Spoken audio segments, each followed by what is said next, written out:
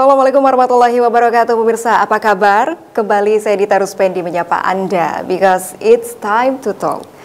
Pemirsa, Kementerian Pendidikan, Kebudayaan, Riset, dan Teknologi resmi mengesahkan Permendikbud nomor 30 tahun 2021. Aturan tersebut berisi tentang pencegahan dan penanganan kekerasan seksual atau PPKS di lingkungan perguruan tinggi. Kekerasan seksual yang dimaksud mencakup tindakan yang dilakukan secara verbal, non-fisik, fisik, dan atau melalui teknologi informasi dan komunikasi tanpa persetujuan korban. Permendikbud ini sendiri dibuat karena adanya kasus pelecehan seksual yang terjadi di Universitas Riau. Namun ternyata permen ini justru memicu kontroversi karena sebagian kalangan menganggap terdapat penggunaan diksi yang malah dikhawatirkan melegalkan perilaku seksual. Kali ini kami akan membahasnya bersama dua narasumber, yakni Pak Andi R. Wijaya selaku anggota Majelis Hukum dan HAM PP Muhammadiyah, lembaga dakwah yang juga memiliki fokus kepada bidang pendidikan, dan juga Mas Firdian Aurelio Hartono selaku Ketua BEM FISIP Universitas Padjadjaran. Kita sapa satu persatu, narasumber kita sudah terhubung melalui sambungan virtual. Assalamualaikum Pak Andi. Sehat Pak Andi? Gimana Mbak? Sehat Pak Andi, apa kabar?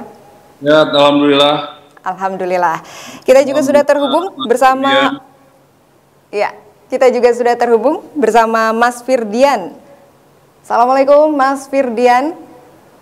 Waalaikumsalam Mbak Dita dan Unpad juga aman ya? Pak Andi. Ya, alhamdulillah.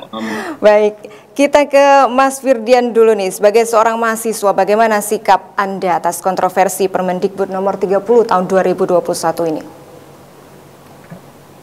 Baik, terima kasih Mbak Dita. Sebelumnya terima kasih telah mengundang saya, dan terlebih lagi terima kasih telah membahas isu yang bagi kami mahasiswa begitu penting, yaitu bagaimana penanganan kekerasan seksual di kampus, bahkan sebaiknya di tatanan negara yang lebih besar.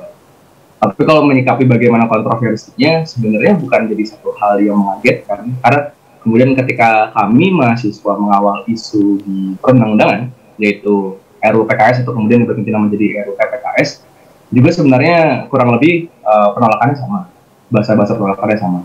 Tapi sebenarnya kami walaupun mahasiswa selalu kian kritis, dan kemudian jadi kewajiban kami untuk menjadi pressure group kepada pemerintah atau kepada negara. Tapi kami kemudian tidak menjadi buta. Ketika memang ada kebijakan yang kami rasa patut diapresiasi atau minimal patut dikawal untuk disempurnakan, maka kami akan mengapresiasi hal tersebut. Dan langkah Mas Menteri Nadiem Makarim bagi kami adalah satu langkah yang kemudian cemerlang dan juga menangkap urgensi daripada kekerasan seksual yang bukan saja banyak tapi menjadi fenomena gunung es. Dan rasanya kami minimal dari kami teman-teman dari Universitas Padjadjaran menyikapi hal tersebut dengan sangat-sangat merasa bahwa ini titik terang dari solusi yang selama ini ada kekosongan hukum terhadap korban yang selalu dipinggirkan dan tidak pernah diberikan kedaulatan kemudian untuk menyelesaikan kasus-kasus kekerasan seksual. Begitu, Mbak. Sampai di sini berarti Mas Firdian ini mewakili mahasiswa mengapresiasi ya adanya permen ini. Betul Mbak, minimal dari mahasiswa Unpad terlebih dahulu. Lalu menurut Mas Firdi ini apa sebenarnya yang memunculkan kontroversi sih? Oke, jadi kan sebenarnya ya mungkin nanti dari perspektif banyak hal bisa dikupas ya begitu.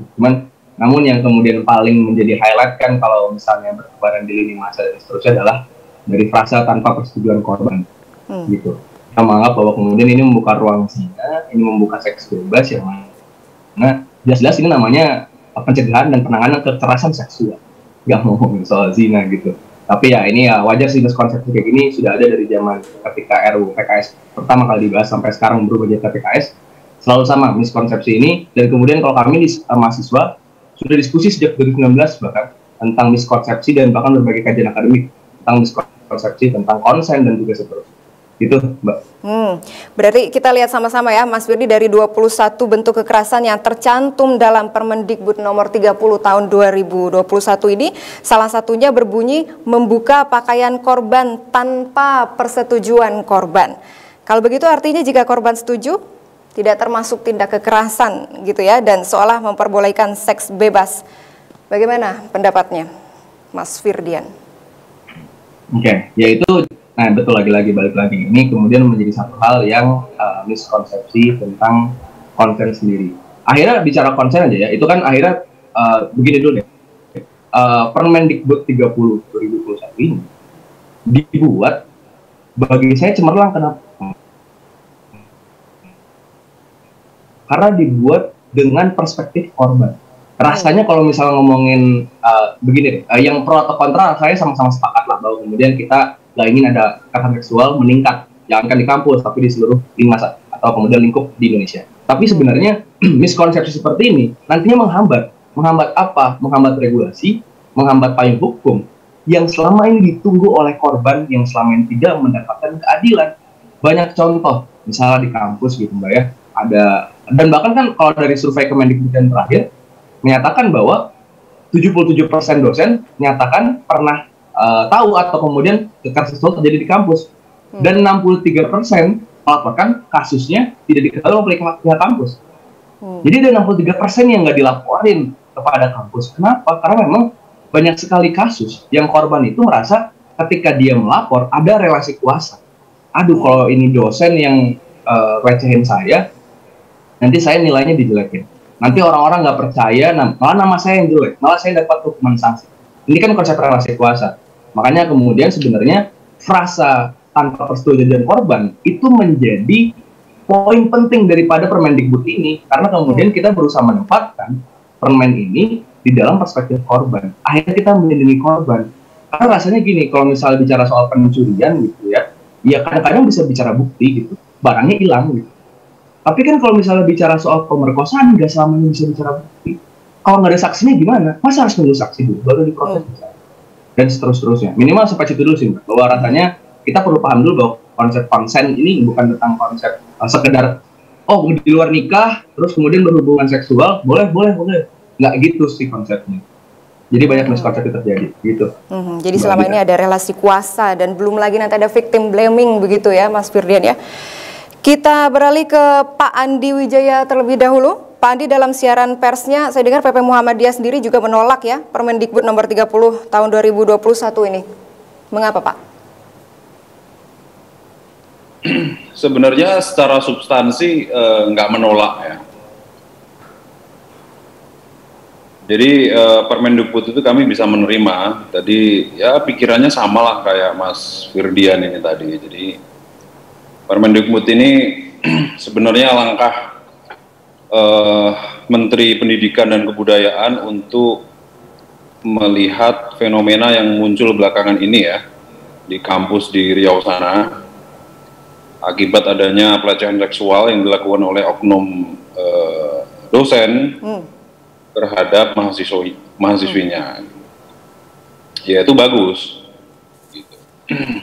Menjadi tidak bagus mestinya tadi ya, tadi Mbak hostnya ini udah menyinggung ya, kemudian Mas Firdian juga sudah mengomentari gitu. Jadi sebenarnya masalahnya itu saja, soal adanya persetujuan itu. Gitu. Nah saya nggak tahu sudah baca atau belum Mbak moderator atau Mas Firdian sudah baca peraturannya belum, Mbak Dita ya udah baca atau belum. Nah mungkin kalau sudah dibaca juga akan lebih jelas gitu, karena ini soal frasa aja sebenarnya. Jadi kami secara substansi sebenarnya mendukung ya adanya regulasi terkait dengan pencegahan kekerasan seksual, nggak cuma di kampus, di tempat-tempat lain pun juga. Tapi karena ada frasa persetujuan itu, akhirnya kan menjadi menjadi sesuatu hal yang pemaknaannya menjadi berbeda. Nah, misalnya begini, kalau cukup tanpa ada persetujuan, maka langsung bisa itu bisa dianggap sebuah pelanggaran. Gitu. Tapi dengan adanya persetujuan, akhirnya menjadi lain. Ya, kalau setuju berarti nggak ada masalah, kalau nggak setuju bermasalah. Gitu. Misalnya begini, saya menganalogikan, narkoba itu dilarang, mau setuju mau enggak. Gitu. Jadi kalau nerima narkoba atau ngedarin narkoba, ya, sabu atau ekstasi, gitu, itu penggunanya mau setuju atau enggak, itu tetap barang haram. Gitu. Jadi jangan sampai nanti kalau, wah aku mau nyabu nih, gitu, aku mau, nggak nolak, gitu, akhirnya boleh. Tapi yang nggak nerima, wah aku nggak doyan sabu, itu barang haram. Nah itu menjadi nggak boleh. Kan akhirnya akan kayak gitu. Nah, kalau aturan tuh ya harus strict. Ini kan bukan perjanjian. Kalau perjanjian ya suka sama suka jalan. Gitu. Tapi kalau aturan itu ya harus strict ya, harus jelas, boleh atau enggak, gitu. Nah masalahnya itu aja sih Mbak Dita ya. Ini saya bacakan ya, misalnya di pasal 5 ya, 5 ayat berapa nih? 5 ayat 2 ya, kekerasan seksual sebagaimana dimaksud pada ayat 1 meliputi B. Memperlihatkan alat kelaminnya dengan sengaja. Kalau titik sampai di situ, selesai permasalahan. Jadi memperlihatkan, mohon maaf nih, saya harus bacakan. Memperlihatkan alat kelaminnya dengan sengaja.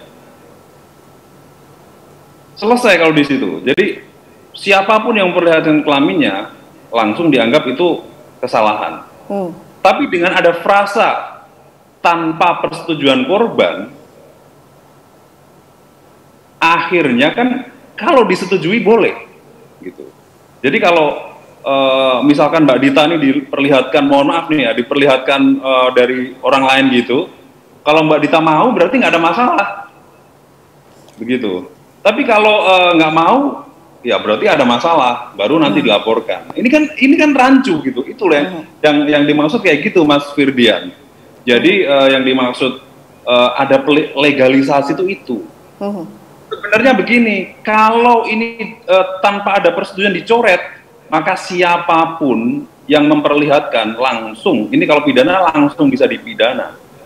Tapi adanya tanpa persetujuan korban, maka siapapun yang mau ya suka sama suka, meskipun sama-sama memperlihatkan, menjadi tidak bermasalah. Misalnya tadi ada dosen di Riau itu, dia mungkin memperlihatkan kepada mahasiswinya gitu ya. Mahasiswa mau, wah saya mau Pak, itu nggak jadi masalah. Nah, yang dimaksud ada legalisasi ya perzinahan itu di situ sebenarnya. Baik. Gitu loh. Ini kalau berarti logika. Pak Andi ini yang menggarisbawahi bagian aturan itu harus kuat ya, harus jelas. Iya, tidak begitu ya Pak Andi ya? Ya. Kayak gitu. Kita mendukung Permendikbud itu. Tapi kan frasa itu menurut saya perlu dicoret aja yang tanpa persetujuan itu. Jadi apapun itu. Jadi kayak analoginya saya orang mau ngedarin ekstasi gitu. Kan nggak mungkin ditawarin dulu. Kamu mau ekstasi nggak? Kalau mau boleh. Kalau nggak mau nggak boleh. Gitu. Kalau kamu doyan berarti kita jual beli ekstasi boleh nih. Gitu. Tapi kalau kamu nggak doyan ekstasi, aku maksain kamu ngasih ekstasi, baru aku dipidana, gitu. Kan nggak bisa kayak gitu. Baik. Bisa dipahami Pak Andi. Lalu apa yang seharusnya dilakukan oleh Kemendikbud terkait permasalahan ini Pak Andi? Cukup menghapus frasa itu saja atau bagaimana? Ya, menurut kami cukup dihapus itu aja, yang tanpa persetujuan itu dihapus, kemudian yang ayat 3 juga dicoret. Jadi kami pasal 5 ya, ayat 2 itu dipilih-pilih aja tuh yang ada tanpa persetujuan itu dicoret gitu. Plus yang ayat 3 juga dicoret semuanya. Cukup gitu aja. Jadi yang ayat 3 ada apa Pak Andi? Kekerasan seksual di kampus di mana-mana harus dilindungi ya. Kita juga kasihan ya banyak korban yang banyak korban yang bahkan masa-masa terdahulu ya yang sebenarnya itu dilecehkan tapi dianggap suka sama suka akhirnya dinikahkan itu banyak. Ada concern peraturan gitu ya? Itu. Cuma ya frasanya itu perlu dicoret jadi biar jelas. Baik, ayat 2 dan ayat 3. Ayat 3 sendiri kenapa Pak Andi? Ayat 3 itu kan ada hubungannya dengan ayat 2 Mbak. Oke, aku nggak hafal, jadi harus baca dulu nih. Ayat 3 ini kan misalnya begini, persetujuan korban sebagaimana dimaksud ayat 2, huruf B, F, G, H, I, L, M, dianggap tidak sah dalam hal, dengar ya, dianggap tidak sah dalam hal memiliki usia belum dewasa. Jadi kalau anak-anak ya masih SD, SMP itu nggak sah asalkan memperlihatkan. Jadi memang ini untuk orang-orang dewasa gitu, mengalami situasi di mana pelaku mengancam, memaksa dan menyalahgunakan kedudukannya. Ini kalau nggak usah mengancam, tapi asalkan cukup memperlihatkan langsung bisa dimasalahkan. Ini kan poin B lagi-lagi kan. Ini kan atas dasar suka sama suka. Mengalami situasi di mana pelaku mengancam. Berarti kalau nggak mengancam, tidak memaksa, tidak menyalahgunakan kedudukannya, berarti boleh gitu. Kayak contoh kayak dosen tadi. Baik. Dirayu-rayu mau mahasiswinya, wah berarti boleh nih, gitu loh. Nah, kayak gitu. Jadi menurut saya karena ini ada hubungannya dengan ayat 2, yang ayat 3 ini dicoret saja. Kemudian ayat 2 yang dipilih-pilih aja tadi, yang kalau ada tanpa persetujuan korban itu dicoret. Cukup sampai misalnya nih memperlihatkan alat kelamin dengan sengaja, titik. Baik. Jadi tanpa persetujuan nggak usah diikutkan. Siap. Ini ada update Pak Andi ya, Ikatan Cendekiawan Muslim Indonesia menilai prosedur pembentukan Permendikbud ini tidak sesuai dengan ketentuan Undang-Undang Nomor 12 Tahun 2011, bagaimana dirubah Undang-Undang Nomor 15 Tahun 2019. Dan materi muatannya bertentangan dengan nilai-nilai Pancasila juga Undang-Undang Dasar 1945. Saya dengar PP Muhammadiyah juga menolak Permendikbud tersebut ya melalui siaran pers sebagaimana tadi Pak Andi sudah menjelaskan. Kita akan dengarkan alasan lebih dalamnya lagi dari Pak Andi dari PP Muhammadiyah. Saya jeda berikut. Tetaplah bersama kami pemirsa di Time to Talk.